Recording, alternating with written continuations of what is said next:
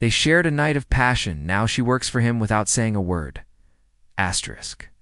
The rain hammered against the windows of downtown Seattle like bullets from the sky. Zara Mitchell clutched her thin jacket closer as she ran through the empty streets, her portfolio case bouncing against her hip with each hurried step. The gallery showing had been a disaster. Another rejection, another door slammed in her face. At 26, she was running out of hope and definitely running out of money. Thunder crashed overhead as she spotted the warm glow of the Meridian Hotel lobby. Without hesitation, she pushed through the revolving doors, grateful to escape the storm's fury. Her sneakers squeaked against the marble floor as she stood there dripping. It's completely out of place among the elegant furnishings and well-dressed guests. "Rough night," a deep voice asked from behind her. Zara turned to find a man watching her with curious dark eyes. He was tall, probably in his early 30s, with a kind of confident bearing that suggested money and power. His black suit was perfectly tailored, his dark hair slightly tousled, as if he'd been running his hands through it. Everything about him screamed expensive, from his Italian leather shoes to the Rolex gleaming on his wrist. "You could say that," Zara replied, suddenly conscious of her dripping hair and makeup-smudged face, just waiting for the storm to pass. Ow. Stranger smiled, and something in her chest fluttered unexpectedly. The bar's warmer than the lobby, and drier. "Can I buy you a drink?" Every rational part of Zara's mind screamed that this was a bad idea.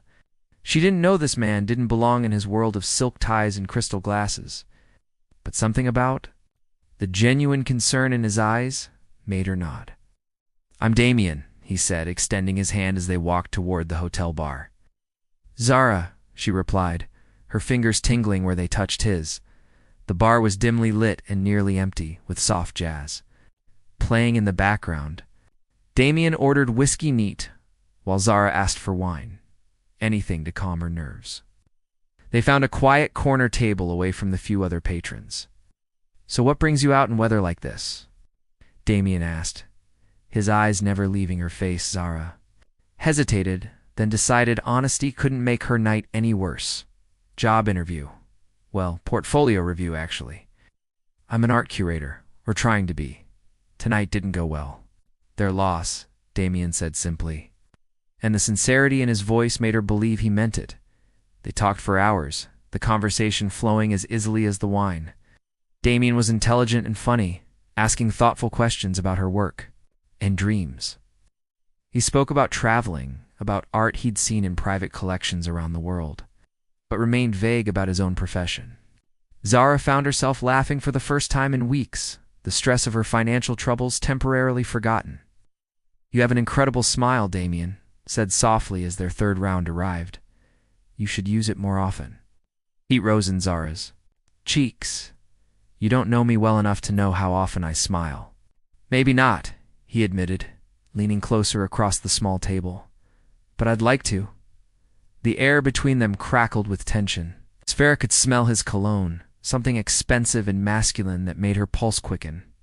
When he reached across to tuck a strand of her still damp hair behind her ear, she didn't pull away. "This is crazy," she whispered, but her body was already responding to his touch. "Sometimes crazy is exactly what we need," Damien murmured, his thumb tracing along her jawline. When he suggested they go upstairs to his suite, Zara knew she should say no. She'd never done anything like this before, never trusted a stranger enough to follow him anywhere. But something about Damien felt different, felt safe despite the danger in his dark eyes. His suite was magnificent. With floored-ceiling windows overlooking the city lights, storm continued to rage outside, but inside felt like a sanctuary. From the world, Damien poured them each another drink, but neither touched their glasses. "Last chance to change your mind," he said, standing just inches away from her instead of answering. Zara reached up and pulled his mouth down to hers. Kiss was electric, desperate, filled with all the loneliness and longing they'd both been carrying.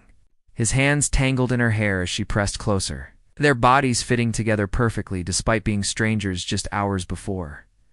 They made love slowly at first, learning each other's bodies with careful touches and whispered words. Passion soon overtook gentleness, and they came together with an intensity that left them both breathless and shaking. Afterward, they lay entwined in the massive bed, listening to the thunder gradually fade into the distance. "Stay," Damien whispered against her neck as dawn began to lighten the sky, but as he slept peacefully beside her, reality came crashing back. Zara carefully extracted herself from his arms, gathering her clothes in the gray morning light. She dressed quickly and quietly, pausing only to look back at his sleeping form one last time. By the time Damien woke, she was gone, vanished like a dream he wasn't sure had really happened. All that remained was the faint scent of her perfume on his pillow and the memory of the most incredible night of his life. 6 months later, Zara stood before the imposing iron gates of Cross Manor, her heart pounding with a mixture of desperation and determination.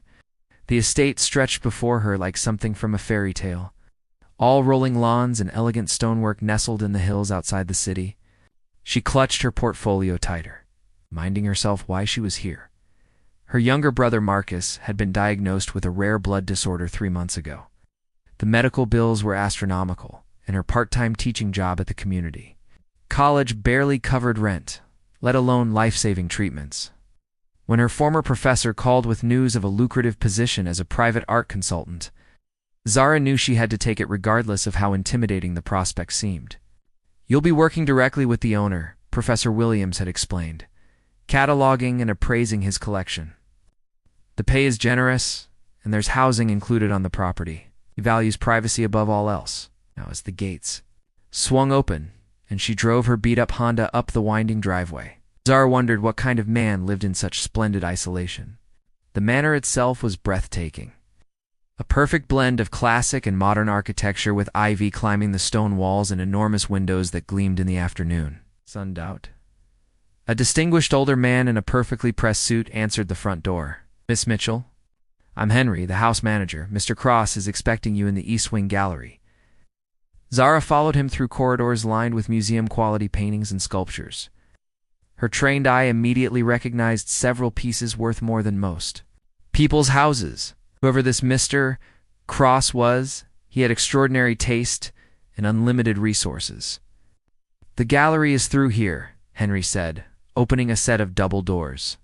"Mr. Cross will join you shortly." Zara stepped into the most beautiful room she'd ever seen. Soaring ceilings, natural light flooding through skylights, and artwork that took her breath away. She was studying a small Picasso sketch when she heard footsteps behind her. "What do you think of the collection?" The voice made her blood freeze in her veins. Slowly, she turned around, and time seemed to stop completely. Standing in the doorway, looking just as shocked as she felt, was Damien. He was even more handsome than she remembered. His dark hair perfectly styled, wearing an expensive charcoal suit that emphasized his broad shoulders. But it was his eyes that held her captive. Those same dark eyes that had looked at her with such tenderness that night 6 months ago. "You," he breathed, his composure cracking for just a moment before. The mask slipped back into place. "Mr. Cross," Zara managed, her voice barely above a whisper. "Professional." She had to be professional. "Your collection is ... extraordinary." They stared at each other across the gallery, the air thick with unspoken words and memories. Zara's mind raced, calculating the odds of this impossible coincidence. Of all the jobs in all the world, she had to walk into his. "Henry mentioned you come highly recommended," Damien said finally, his voice carefully neutral. "Professor Williams speaks very highly of your expertise." "I take my work seriously," Zara replied, lifting her chin. She wouldn't let him see how his presence affected her, how her hands were trembling, or how her heart was racing. She needed this job too desperately to let their past ruin her future. "Excellent. Henry will show you to your quarters. We'll begin tomorrow morning at 9. He turned to leave, then paused, and "Miss Mitchell, I value discretion above all else. I trust you understand." The message was clear. Whatever had happened between them would stay buried. Zara nodded, not trusting her voice to remain steady. Her cottage was a charming converted carriage house at the edge of the property, complete with a small kitchen, cozy living area, and bedroom with windows overlooking a garden that must be spectacular in spring. Under any other circumstances, she would have been thrilled with the accommodations. Instead, she sank onto the bed and buried her face in her hands. Was she supposed to work alongside the man who had given her the most incredible night of her life, the man she'd thought about every day since? Wondering if she'd been crazy to leave without a word? That evening, she called Marcus at the treatment center. Hearing his weak but cheerful voice reminded her exactly why she was here. She would find a way to make this work, no matter how complicated Damien Cross made things. "How's the new job, sis?" Marcus asked, between coughing fits. "Promising," she lied smoothly. "The employer seems tense, but fair. The work will be challenging." "You sound weird? Everything okay?" Zara forced brightness into her voice. "Just tired from the move. Get some rest, okay? I love you." After hanging up, she stood at her window looking across the moonlit grounds toward the main house. Somewhere in that magnificent building, Damien was probably working late in his study or perhaps thinking about their unexpected reunion. Did he hate her for leaving without explanation? Did he even remember their night together? With the same vivid clarity that haunted her dreams? Tomorrow, she would have to face him again. Pretend to be nothing more than his employee, when every cell in her body remembered what it felt like to be in his arms. She touched her lips, remembering their kisses, and felt the familiar ache of longing. Mixed with regret, this job was supposed to be her salvation, but it might very well be her undoing instead. Working alongside Damien proved to be exquisite torture. Every morning at precisely 9 o'clock, Zara would arrive at the gallery to find him already there. Reviewing papers or examining pieces with the focused intensity she remembered from their night together. They maintained scrupulously professional behavior, discussing provenance and artistic techniques while carefully avoiding any personal topics. "This Monet needs better climate control," Zara said during their third week. Making notes on her tablet, "The humidity levels in this corner are too high." "Whatever you recommend," Damien replied, without looking up from the auction catalog he was studying. Cost isn't a concern. Was always like this. Polite, efficient, emotionally sterile. But Zara caught him watching her sometimes when he thought she wasn't looking.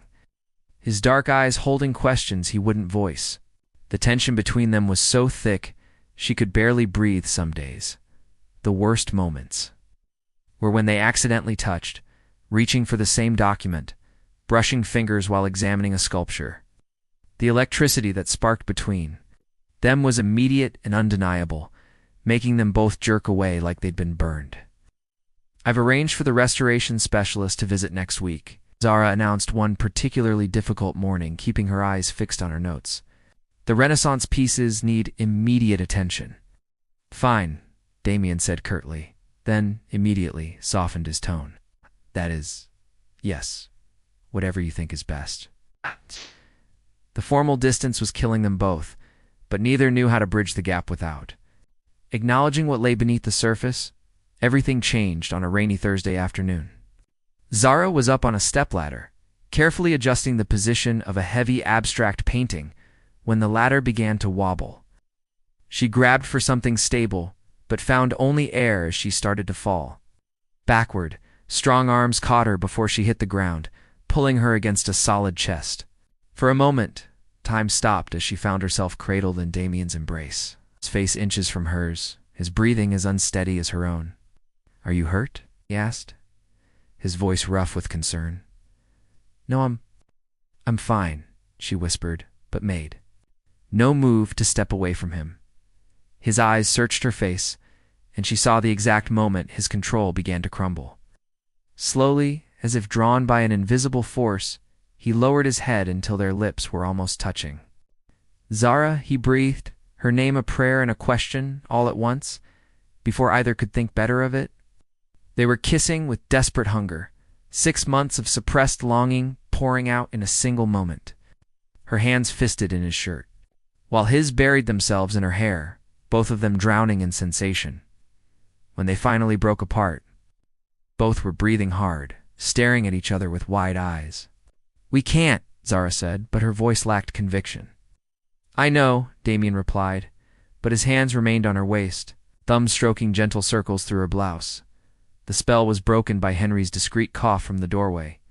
"Mr. Cross, your 4 o'clock appointment has arrived." They sprang apart like guilty teenagers, Zara smoothing her hair while Damien straightened his tie. "Send them to my office," Damien said, his voice admirably steady. "I'll be right there," after Henry left. Awkward silence stretched between them. "We should forget this happened," Zara said finally. Damien's jaw tightened. "Should we?" "Because I'm finding it increasingly difficult to forget anything about you." Before she could respond, he strode from the room, leaving her trembling and confused. Night Zara couldn't sleep. She kept replaying the moment in her mind, the feel of his arms around her, the taste of his kiss. Around midnight, she gave up on rest and decided to take a walk through the gardens. The night air was cool and fragrant with jasmine. She'd thought she was alone until she spotted a light in Damien's study window. It was at his desk, apparently. Working late again, but as she watched, he pushed back from his computer and rubbed his temples as if fighting a headache. On impulse, she knocked softly on the French doors leading to his private terrace. Damien looked up, startled, then came. "To unlock the doors? Couldn't sleep either?" he asked, stepping aside to let her in. "Too much on my mind," she admitted, looking around his private sanctuary. The study was masculine and comfortable, with leather furniture and walls lined with books. "Drink?" offered, moving to a small bar cart. "Please." He poured them each a glass of wine, his movements careful and controlled. When he handed her the glass, their fingers brushed, and the familiar spark made them both pause. "Zara," he began, then stopped, seeming to struggle with words.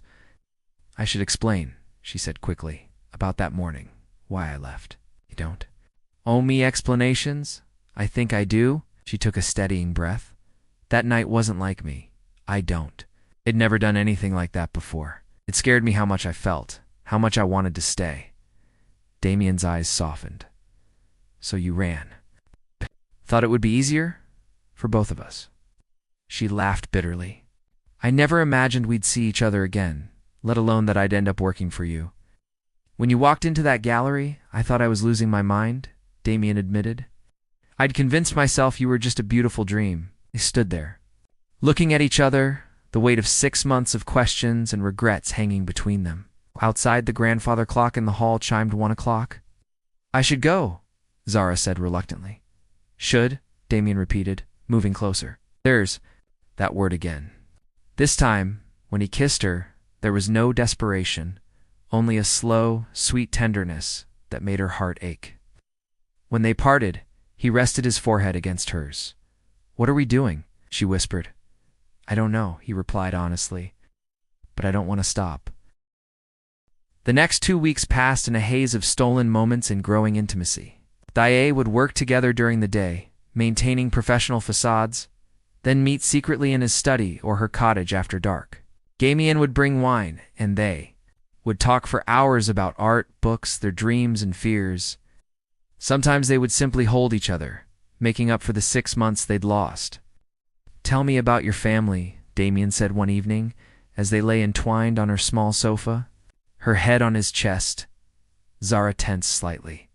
She'd told him about Marcus's illness, but had been vague about the details. "Not much to tell. It's just my brother and me. Our parents died in a car accident when I was 19. "I'm sorry," he said, his arms tightening around her. "That must have been incredibly difficult. Marcus was only 14. I became his guardian, put my own plans on hold to take care of him." She traced patterns on Damien's chest. "Everything I've done since then has been for him." Understanding dawned in Damien's eyes. "The job. You needed the money for his treatment. The bills are." She shook her head. "I was desperate when Professor Williams called. I would have taken any job, worked for anyone, even me." She looked up at him, seeing vulnerability in his dark eyes. "Especially you, though I didn't know it at the time." Kissed her forehead tenderly. "What can I do to help?" "You're already doing it," she said. "This job, the salary, it's saving his life." What she didn't say was how guilty she felt about their relationship. Was she taking advantage of her position? Was Damien just being kind because they were sleeping together? The questions plagued her even as she lost herself in his arms. Night after night, Their secret was shattered on a Friday afternoon when a sleek black car pulled up the circular drive. Zara was cataloging new acquisitions in the gallery when she heard voices in the main hall, Damien's familiar tone and a woman's sharp, cultured accent. "Darling, you look wonderful," the woman was saying. "Isolation agrees with you." Zara moved closer to the gallery entrance, unable to resist listening. "Victoria?" Damien's voice was carefully neutral. "I wasn't expecting you. Clearly, your staff seemed quite surprised to see me." The woman laughed, but there was no warmth in it. "Aren't you going to invite me in?" "After all, we do have so much to discuss." Zara caught a glimpse of the woman. As they passed, tall, elegant, platinum blonde hair, and the kind of bone-deep beauty that came from good genes and better surgeons. She wore a designer dress that probably cost more than Zara made in 3 months.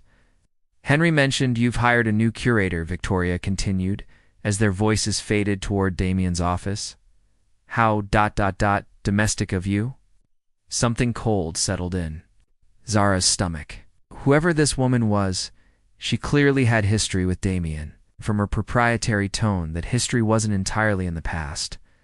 Unable to concentrate on work, Zara retreated to her cottage to wait.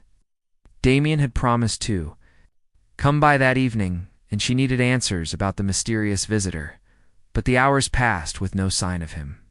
By 10 o'clock, she was pacing her small living room, imagination running wild. Finally, around 11, she saw his silhouette approaching through the garden. "I'm sorry," he said immediately upon entering. "Victoria ... That took longer than expected." Ow. "Is she?" Zara asked, hating how jealous she sounded. Damien sank into her armchair, looking suddenly exhausted. "My ex-fiancé." The words hit Zara like a physical blow. "Fiancé, we were engaged for 2 years. The wedding was supposed to be last spring." He rubbed his temples. "I called it off 3 weeks before the ceremony." "Why?" "Because I realized I didn't love her. Never had, really. It was ... expected. Our families move in the same circles. The marriage would have been beneficial for both our companies." He looked up at Zara with haunted eyes. "It would have been a beautiful lie. What does she want now? To reconcile?" "She seems to think my sabbatical here has given me time to reconsider." Damien stood and moved to the window. "She's not entirely wrong to think that. Being here with you, it's shown me what I've been missing my entire life." Relief and love warred with fear in Zara's chest. "Damien ... She knows about you," he said quietly. "Someone told her I've hired a young, attractive curator. She's suspicious." "What did you tell her? That you're an employee, nothing more?" The words clearly pained him. "I had to, Zara." She even suspected. "She'd what?" Damien turned to face her, and Zara saw something like fear in his expression. "Victoria doesn't accept defeat gracefully. She thought you were a threat to what she considers hers. She'd destroy you without a second thought. Your career, your reputation. She has the resources and connections to make sure you never work in this field again." Cold dread washed over Zara. "You're protecting me. Trying to." He crossed to her, taking her hands in his. "I won't let her hurt you. And what about us? What about this?" She gestured between them. "I don't know," he admitted, and the honesty in his voice was worse than any lie. "She's staying at the hotel. In town for a few days. She wants to have dinner tomorrow night to discuss our future. I have to go, Zara. If I don't, she'll become even more suspicious." That night, they made love with desperate intensity, as if they could somehow shield themselves from the outside world through passion alone. But even in Damien's arms, Zara couldn't shake the feeling that their stolen happiness was about to come crashing down around them. The next evening, she watched from her cottage window as Damien's car disappeared down the drive, taking him to dinner with the woman who wanted him back. And for the first time since that rainy night 6 months ago, Zara wondered if some mistakes were too beautiful to survive in the harsh light of reality. Victoria Lancaster was everything Zara wasn't: sophisticated, connected, absolutely certain of her place in the world.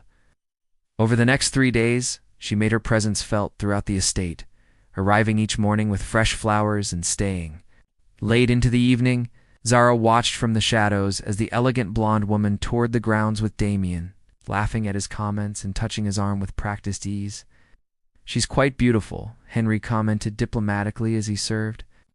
"Zara lunch in the small dining room adjacent to the gallery?"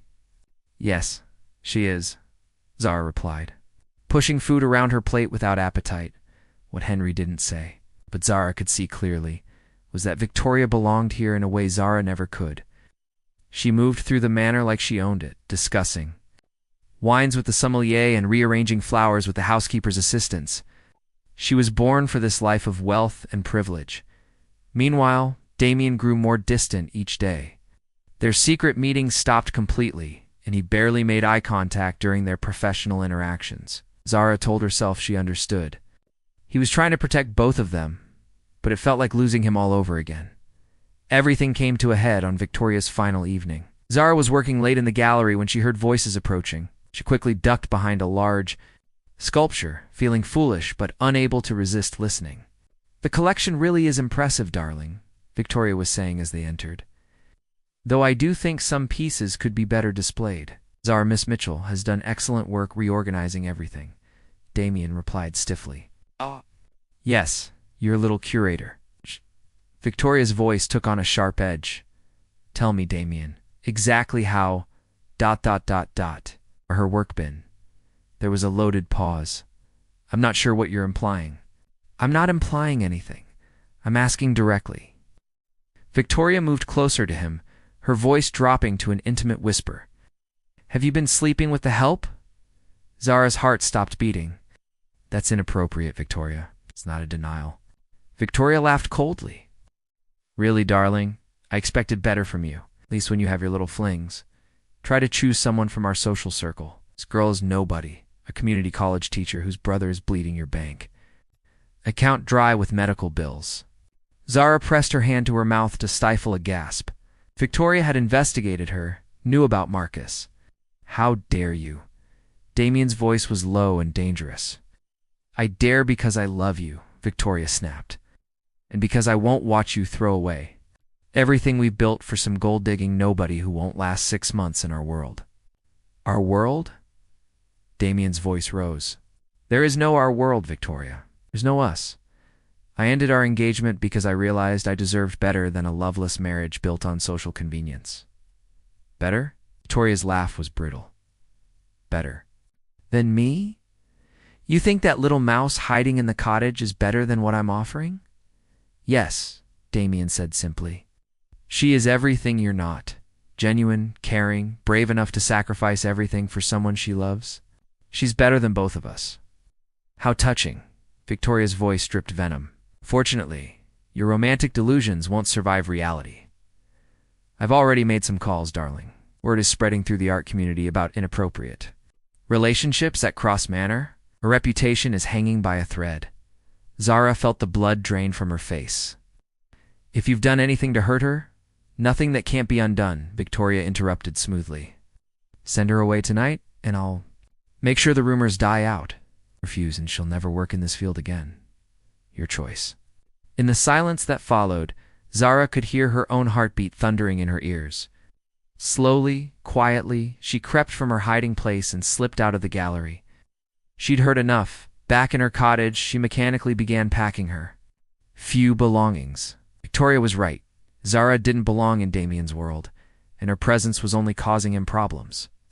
The job had served its purpose. She'd saved enough to cover Marcus's immediate treatment costs. It was time to disappear again, this time permanently. She was folding her last sweater when the cottage door burst open. Damien stood in the doorway, chest heaving as if he'd been running. "Going somewhere?" he asked, taking in the suitcase on her bed. "It's for the best," Zara said without looking at him. Victoria was right about everything. Victoria is a vindictive witch who can't accept that she lost. Damien crossed the room and gently took the sweater from her hands. "You're not going anywhere. Damien, be realistic. I'm a community college teacher with a sick brother and student loan debt. You duddo." This was never going to work, wasn't it? He cupped her face in his hands, forcing her to meet his eyes. "Because these past few weeks have been the happiest of my life. I love you, Zara. Not your job, not your bank account, not your social connections. You." Tears spilled down her cheeks. "She'll destroy me, my career, my reputation." Let her try. Damien's eyes blazed with determination. I've already called my lawyers. Any rumors she spreads will be met with slander suits. As for your career, ... Double quotes, he smiled. What I've been thinking about. Opening a contemporary art space in the city. Intimate, focused on emerging artists who need someone who truly understands their work. His thumbs brushed away her tears. I can't think of anyone I'd rather trust with something like that. You'd do that for me? I'd do anything for you, including telling Victoria Lancaster exactly where she can put her threats and her outdated ideas about social hierarchies. What about your reputation, your business connections? Damien shrugged. I have more money than I could spend in 3 lifetimes and no desire to impress people who think love is less important than stock portfolios. He pulled her close. The only reputation I care about is the one I'll build with you. I love you. Too, Zara whispered against his lips. I've loved you since that first night. Then stop trying to leave me, he murmured, kissing her softly. We have too much lost time to make up for. Outside, car doors slammed as Victoria departed for the final time, her manipulations having failed completely. Inside the cottage, Damien and Zara held each other close, finally free to love without secrets or fear. 6 months later, the Cross Contemporary Gallery opened to rave reviews, with Zara as its director and Damien as its most devoted patron. Marcus's treatment was progressing well, and he'd even started taking art classes during his recovery. On the gallery's opening night, as they watched people admire the carefully curated collection, Damien took Zara's hand. Any regrets about that? Stormy night? He asked. Zara looked around at everything they'd built together. The gallery, their love, their future stretching bright and endless before them. Only one, she said, smiling up at him. I should have left my name. Good thing fate gave us a second chance, Damien replied, spinning her around as laughter bubbled up between them. Some love stories begin with a storm, but the best ones end with sunshine breaking through the clouds, illuminating all the beautiful possibilities that come from taking chances on strangers who turn out to be exactly what your heart was searching for all along.